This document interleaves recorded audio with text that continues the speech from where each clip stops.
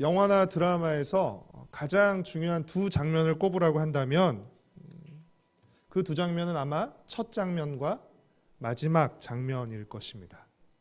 왜냐하면 첫 장면과 마지막 장면은 전체 스토리의 목적과 주제, 방향을 드러내주기 때문입니다. 여러분이 본 영화나 드라마에서 가장 인상 깊었던 첫 장면과 마지막 장면은 어떤 장면인가요? 오늘 우리는 사도행전의 마지막 장인 28장을 함께 살펴보도록 하겠습니다. 갑작스러운 큰 광풍으로 인해서 바울 일행이 탄 배는 난파당했습니다. 그리고 표류했죠. 정처 없이 표류하다가 다행히 한 섬에 닿게 되었습니다. 그 섬이 멜리데였다라고 28장 1절은 말하고 있습니다. 다행히 멜리데라는 섬에 닿음으로써 하나님의 사자가 전해준 말씀처럼 한 사람도 죽지 않고 그 배에 탄 사람들이 모두 무사히 육지에 오를 수 있었습니다. 갑자기 큰 풍랑과 광풍을 받아서 배가 난파했음에도 불구하고 그 배에 탄 사람이 한 사람도 죽지 않고 모두 무사히 육지에 오를 수 있었습니다. 그리고 이제 이 멜리데라는 섬에서 겨울을 지나게 되는 것이죠. 항해를 할 수 없는 그 겨울을 지나게 되는 것입니다. 3개월 후, 겨울을 보내고 3개월 후 바울 일행은 같은 섬에서 겨울을 보낸 알렉산드리아 소속의 또 다른 곡물 화물선을 타고 로마로 떠나게 됩니다. 멜리데에서 로마로 가는 여정이 12절부터 15절까지 자세히 소개되어 있습니다. 바울 일행은 보디올까지는 배를 타고 갔습니다. 배를 타고 가다가 보디올에서부터는 이제 도보로 이동하게 됩니다. 그러나 감사하게도 바울이 온다는 소식을 들은 로마 성도들이 로마로부터 69km나 떨어진 아빠오 광장까지 마중 나왔습니다. 그리고 로마로부터 53km나 떨어진 트레이스 타바르네까지 로마 성도들이 마중 나왔습니다. 이 같은 로마 교회 성도들의 마중과 환영은 바울에게 아주 큰 격려와 위로가 되었습니다. 우리 15절 말씀을 함께 읽겠습니다. 그곳 형제들이 우리 소식을 듣고 아비오 광장과 트레이스까지 맞으러 오니 바울이 그들을 보고 하나님께 감사하고 담대한 마음을 얻으니라. 여러분이 성경을 읽을 때 성경을 더 잘 읽을 수 있는 중요한 단서는 공감입니다. 그렇지 로마로 갈 건데가 아니라 그렇죠? 난파를 당하고 표류하고 그렇죠? 그렇게 여러 죽을 고비를 넘겨서 드디어 로마로 가는 길에 로마 성도들이 자신을 마중 나온 거죠. 자신 한 번도 가보지 않았지만 그래서 로마서를 썼던 그 편지를 받았던 성도들이 자신을 마중 나온 것이죠. 그 만남이 바울에게는 큰 감사와 또 기쁨이 되었던 것입니다. 그리고 드디어 마침내 바울은 로마에 들어가게 됩니다. 마침내 드디어 들어가게 되는 것이죠. 16절 말씀을 함께 읽겠습니다. 우리가 로마에 들어가니 바울에게는 자기를 지키는 한 군인과 함께 따로 있게 허락하더라. 드디어 바울은 드디어 로마에 도착했습니다. 정말 드디어예요. 드디어 로마에 도착했지만 그의 공식적인 신분은 뭐였죠? 죄수였습니다. 그렇죠? 바울은 로마 황제 가이사에게 상소를 했기 때문에 바울의 공식적인 신분은 재판을 받기 위해 온 미결수였습니다. 아직 판결을 받지 못한 죄수였습니다. 그랬기에 바울의 곁에는 누가 있었죠? 바울을 지키는 군인이 있었죠. 그렇죠? 바울을 감시하는 군인이 있었습니다. 그리고 20절에 보면 바울은 쇠사슬에 매여 있었습니다. 그리고 30절 말씀을 보면 바울은 자기 마음대로 출입을 할 수 없었습니다. 우리 30절 말씀을 함께 읽겠습니다. 바울이 온 이태를 자기 셋집에 머물면서 자기에게 오는 사람을 다 영접하고, 바울은 이 셋집에 머물러야만 했습니다. 그곳을 벗어날 수가 없었죠. 일종의 가택연금 상태였던 것입니다. 로마에 도착한 바울이 가장 먼저 한 일은 어떤 일이었습니까? 유대인 지도자들을 초청해서 자신이 어떻게 해서 로마에 오게 되었는지를 설명하는 일이었습니다. 자신이 어떻게 해서 이곳까지 오게 되었는지 자초지종을 설명하는 것이었는데, 그러나 이 바울의 말은 실제로는 이스라엘이 소망하던 메시아가 바로 예수님이라는 것을, 결국 바울이 왜 로마까지 오게 된 것이에요? 가이사에게 상소했기 때문이죠. 그렇죠? 왜 가이사에게 상소한 것입니까? 유대인들이 고소했기 때문이죠. 왜 고소했죠? 결국 따지고 들어가 보면 왜 바울이 로마에 오게 된 것이에요? 바울은 유대인들이 소망하던, 이스라엘이 소망하던 그 메시아가 바로 예수 그리스도라고 주장했기 때문에, 그러니까 결국 바울이 말하고자 하는 것은 구약 성경이 약속했던, 이스라엘이 소망해왔던 메시아가 바로 예수 그리스도다라는 것을 바울은 말하고 싶었던 것입니다. 바울의 말을 들은 유대인 지도자들은 예수 그리스도에 대한 이야기를 더 듣고 싶어 했습니다.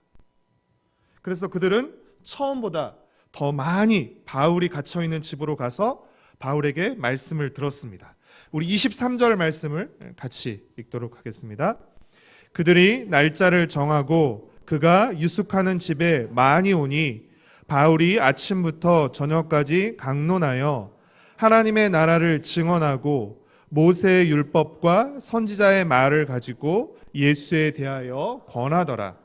바울이 유대인 지도자들에게 또다시 말씀을 듣고 싶어서 온 유대인 지도자들에게 말한 것은 크게 두 가지였습니다. 첫 번째는 뭐였죠?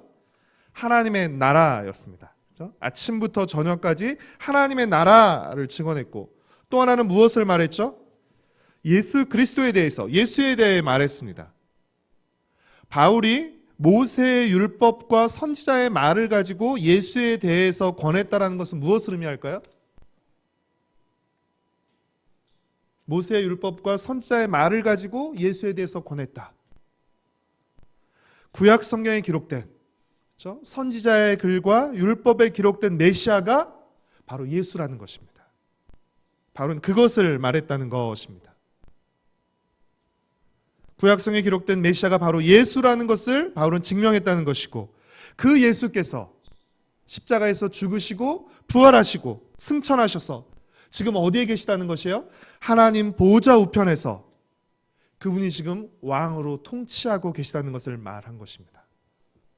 따라서 예수 그리스도와 하나님 나라는 동전의 앞뒷면과 같이 서로 뗄래야 뗄 수 없는 것입니다. 그렇죠? 하나님의 나라에 대해서 말했죠. 근데 그 나라의 왕이 누구시죠? 예수 그리스도이신 것이죠. 그리고 그 예수 그리스도께서 부활하시고 승천하셔서 지금 그 나라의 왕으로 통치하고 계시다는 것이죠. 바울이 전한 하나님 나라의 복음을 듣고 믿는 사람도 있었지만 믿지 않는 사람도 있었습니다. 24절 말씀을 함께 읽겠습니다. 그 말을 믿는 사람도 있고 믿지 않는 사람도 있어. 여러분, 천하의 바울이 복음을 전해도 믿는 사람이 있고 믿지 않는 사람이 있습니다. 그러니 우리가 복음을 전할 때 믿지 않는다고 해서 크게 놀랄 일이 아닌 것이죠. 그렇죠? 크게 속상해할 일이 아닙니다. 낙심할 필요가 없습니다. 복음을 전할 때에는 항상 이같이 두 가지의 상반된 반응이 나오는 것이에요. 듣고 믿는 사람도 있고, 듣지만 믿지 않는 사람도 있는 것이죠. 그렇죠? 복음은 듣고 믿는 사람들을 통해서 계속해서 흘러가게 되는 것입니다. 로마에 있는 유대인들이 복음을 듣고도 믿지 않자 예수 그리스도가 구약 성경에 약속된 메시아라는 것을 거부하자 바울은 이제 방향을 바꿉니다. 복음을 듣고 믿지 않는 유대인들에게서 방향을 바꿔 어디로 방향을 바꿨죠? 복음을 듣고 믿는 이방인들에게로 방향을 바꿉니다. 그래서 이제 이방인들에게 복음을 전하기 시작합니다. 28절 말씀을 우리 함께 읽겠습니다. 그런즉 하나님의 이 구원이 이방인에게로 보내어진 줄 알라. 그들은 그것을 들으리라 하더라. 바울은 유숙하고 있는, 지금 가택연금에 처한 그 집 밖을 자유롭게 나갈 수는 없었습니다. 그러나 다행스럽게도 자기 집으로 오는 사람을, 자신을 찾아오는 사람들은 자유롭게 만날 수 있었습니다. 바울이 있는 집으로 바울을 찾아온 사람들은 대부분 이방인들이었을 것으로 추정됩니다. 28절 이후에 그 찾아온 사람들은 이방인이었을 것으로 추정됩니다. 30절에 보면 바울은 2년 동안 그 셋집에 머물면서 자신을 찾아오는 사람들에게 하나님의 나라를 전파했고 또 예수 그리스도에 관한 모든 것을 가르쳤습니다. 30절과 31절 말씀을 우리 함께 읽도록 하겠습니다. 바울이 온 이태를 자기 셋집에 머물면서 자기에게 오는 사람을 다 영접하고 하나님의 나라를 전파하여 주 예수 그리스도에 관한 모든 것을 담대하게 거침없이 가르치더라. 여러분 32절 말씀이 있나요? 32절 말씀이 없다는 건 뭘 의미하죠? 31절에서 끝난다는 것을 의미합니다. 근데 여러분, 우리가 일반적으로 생각하는 결말 장면과 비교해 볼 때 사도행전의 결말 장면은 왠지 조금 어색합니다. 그렇죠? 우리가 생각하는 결말과 다르죠. 갑자기 가다가 중간에 끝나버린 듯한 느낌마저 우리에게 드는 것이죠. 왜 그렇죠? 우리는 그 이유가 궁금한 것이에요. 바울이 2년 동안 가택연금에 처해 있었는데 재판 결과가 어떻게 되었을까? 그렇죠? 무죄 판결을 받고 풀려났을까? 아니면 유죄 판결을 받고 처형당했을까? 하는 바울의 결말을 알고 싶기 때문입니다. 그러나 사도행전은 바울 개인의 결말에 대해서 말하지 않습니다. 초대교회 전승에 따르면, 전에 내려오는 이야기에 따르면 바울은 순교했다라고 알려지는데 사도행전을 기록한 누가는 그의 죽음을 말하지 않습니다. 대신 누가는 셋집에 갇혀 있지만 담대하고 거침없이 복음을 전하는 바울의 모습으로 사도행전을 끝맺습니다. 여러분, 이는 무엇을 의미하죠? 중요한 것은 바울 개인의 석방 유무가 아니라는 것입니다. 중요한 것은 바울이 전하고 있는 복음이라는 것입니다. 많은 방해와 반대가 있었지만 하나님 나라의 복음은 거침없이 전파될 거라는 것입니다. 하나님 나라의 복음은 거침없이 전파되며 복음을 믿는 사람들을 통해서 하나님의 나라가 확장되고 그 하나님의 나라가 마침내 승리할 거라는 사실입니다. 사랑하는 성도 여러분, 바울은 2년 동안 셋집에 갇혀 있었습니다. 그러나 자신을 찾아오는 모든 사람들에게 거침없이 복음을 전했을 뿐 아니라 그 갇힌 셋집에서 골로새서를 썼습니다. 에베소서를 썼고 빌레몬서와 빌립보서를 썼습니다. 우리가 옥중서신이라고 알고 있는 그 편지들을 갇힌 셋집에서 썼던 것이죠. 바울은 비록 셋집에 갇혀 있었지만 복음은 전혀 갇히지 않았던 것입니다. 바울은 쇠사슬에 묶여 있었지만 하나님 나라는 결코 묶이지 않고 전진하고 있었던 것입니다. 설교를 시작할 때 영화나 드라마에서 가장 중요한 두 장면이 어떤 장면이라고 말씀드렸죠? 첫 장면과 마지막 장면이라는 말씀을 드렸습니다. 사도행전의 마지막 장면이 여러분 어떤 모습이죠? 담대하게 거침없이 하나님의 나라를 전파하는 바울의 모습이 사도행전의 마지막 장면입니다. 그렇다면 사도행전의 첫 장면은 어떤 장면일까요? 우리 사도행전 1장 3절 말씀을 같이 읽겠습니다. 사도행전 1장 3절 말씀을 같이 읽겠습니다. 그가 고난받으신 후에 또한 그들에게 확실한 많은 증거로 친히 살아계심을 나타내사 40일 동안 그들에게 보이시며 하나님 나라의 일을 말씀하시니라. 여러분 1절과 2절은 인사말이고요. 실제적인 내용은 3절부터 시작되는데 여러분 사도행전의 첫 장면은 무엇이라고요? 부활하신 예수님께서, 그렇죠? 부활하신 예수님께서 승천하시기 전까지 무엇을 가르치고 선포하는 모습입니까? 하나님의 나라를 선포하시고 가르치는 모습이죠. 여러분 사도행전은 어떤 장면으로 시작해서 어떤 장면으로 끝나고 있는 것이에요? 하나님 나라의 일을 말씀하시는 예수님의 모습으로 시작해서 담대하고 거침없이 하나님 나라를 전파하는 바울의 모습으로 끝나고 있는 것입니다. 사도행전이 하나님의 나라를 전파하는 예수님으로 시작해서 하나님의 나라를 전파하는 바울로 끝나고 있다는 것은 이 사도행전의 주제가 뭐라는 것을 의미하는 것이에요? 하나님의 나라라는 것을 의미하는 것입니다. 여러분, 그 하나님 나라의 왕이 누구시라고요? 바로 예수 그리스도이십니다. 예수 그리스도가 하나님 나라의 왕이 되어서 다스린다는 사실이 바로 복음입니다. 그렇기 때문에 어떤 사람은 복음을 받아들이지 않는 것이에요? 예수 그리스도가 왕이신 것을 받아들이지 않는 사람들은 복음을 받아들이지 않는 것이죠. 자신이 왕이기를 고집하고 주장하는 사람들은 복음을 거부하는 것입니다. 사도행전의 주제가 하나님의 나라고 그 나라의 왕이 예수 그리스도고 예수 그리스도가 왕으로서 다스린다는 사실이 바로 복음인 것입니다. 따라서 하나님 나라, 예수 그리스도, 그리고 복음은 사실상 서로 연결된 하나의 것을 말하는 세 가지 다른 표현들인 것입니다. 사랑하는 성도 여러분, 하나님 나라는 그 나라의 왕으로 오신 예수 그리스도가 시작하신 나라입니다. 그래서 예수님께서 공생애를 시작하시면서 첫 번째 선포하신 메시지가 무엇이었죠? 회개하라, 천국이 가까웠다는 것입니다. 하나님의 나라가 가까웠다는 것입니다. 하나님 나라가 가까웠다는 것을 어떻게 알 수 있는 것이죠? 그 나라의 왕이 오셨기 때문에. 하나님의 나라가 시작되었다는 것입니다. 그리고 예수님을 믿는 증인들을 통해서 그 나라는 계속 전파되고 또 확장되어서 마침내 완성되고 승리되는 것입니다. 그 나라의 왕이신 예수 그리스도로 말미암아 그 나라가 시작되었고 예수 그리스도를 왕으로 믿고 받아들인 그 나라의 백성과 증인들을 통해서 그 나라가 계속 전파되고 확장되며 마침내 완성되고 승리하게 된다는 것입니다.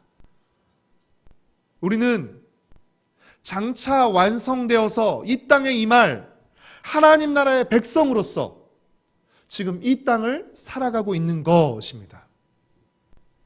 우리는 우리가 살고 있는 하나님의 나라를 말해야 하는 것입니다. 우리가 비록 이 땅 가운데 살아가고 있지만 우리는 하나님 나라의 백성으로 하나님 나라를 살고 있는 것이죠. 예수님을 통해 시작된 그 하나님 나라를 살고 있는 것이죠. 우리는 우리가 살고 있는 하나님의 나라를 말해야 되는 것입니다. 그리고 우리가 모시고 살아가는 우리의 왕이신 예수 그리스도를 말해야 하는 것입니다. 복음은 우리가 전해야 할 내용일 뿐 아니라 우리가 살아야 할 내용이기도 한 것입니다. 복음은 믿지 않는 이들에게 전해야 할 내용일 뿐 아니라 우리가 이 땅 가운데서 살아내야 할 예수 그리스도를 우리의 왕으로 모시고 그분의 다스림을 받아 살아가는 하나님 나라의 백성으로서 살아야 할 삶의 내용이기도 한 것입니다. 어제가 성탄절이었죠. 어제 성탄축제 예배를 드리면서 제 찬양을 부르면서 제 마음 가운데 와닿았던 한 찬양의 한 가사가 있었습니다. 너 베들레헴은 결코 작지 않다는 것이었습니다. 아주 작은 동네에 불과했지만 구주가 나신 베들레헴은 결코 작지 않았다는 것입니다. 구주 예수님이 나신 베들레헴은 결코 작지 않습니다. 예수님이 누우신 말 구유는 결코 초라하지 않습니다. 하나님의 나라가 선포되는 셋집은 결코 궁색하지 않습니다. 우리에게 중요한 것은 어떤 집, 어떤 상황이냐가 아니라 우리가 하나님 나라를 살고 있느냐 하는 것입니다. 사랑하는 성도 여러분, 담대하고 거침없이 하나님 나라의 복음이 전파되고 있다는 사도행전의 결말은 우리에게 복음의 결말을 바라보게 합니다. 담대하고 거침없이 복음이 전파되고 있죠. 그 복음의 전파로 말미암아서 우리가 복음을 믿게 된 것입니다. 그리고 오늘 그 복음을 믿고 받아들이는 우리를 통해서 그 복음은 계속 전파되어 나가야 하는 것이죠. 여러분, 사도행전 1장 9절에서 어떻게 말하죠? 오직 성령이 너에게 임하시면 1장 8절에서 예루살렘과 온 유대와 사마리아 땅끝까지 이르러 내 증인이 될 것이라고 말하는 것이죠. 그래서 바울은 마침내 로마에까지 가서, 그렇죠? 예루살렘과 유대와 사마리아를 넘어서 로마에까지 가서 복음을 전하고 있는 것입니다. 그렇죠? 우리가 복음을 받아들인 그 장소에부터 시작해서 계속해서 우리의 한계를 넘어서서 복음은 전진해 가야 하는 것이죠. 복음이 전파되지 못하도록 막는 많은 장애물들과 방해와 반대들이 있을 것입니다. 그것에 맞닥뜨렸을 때 우리는 담대하게, 거침없이 그 복음을 말하고 전함으로써 그 복음이 나아가도록 해야 하는 것입니다. 복음은 전파될 것이고, 그래서 하나님 나라는 승리하고 하나님 나라는 완성될 것입니다. 우리는 그것을 바라보며 사는 사람들이죠.